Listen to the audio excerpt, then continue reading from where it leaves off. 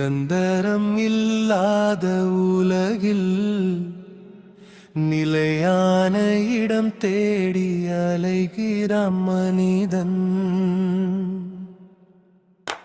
நிரந்தரம் இல்லாத உலகில் நிலையான இடம் தேடி அலைகிறான் மனிதன்.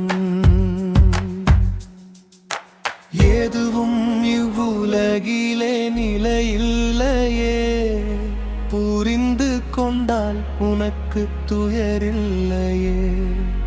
போதும் என்று நினைத்தாலே சுமையில்லையே, வேண்டும் என்று நினைத்தாலே முடிவில்லையே. எதுவும் இவ்வுலகில் நிலையில்லையே, புரிந்து கொண்டால்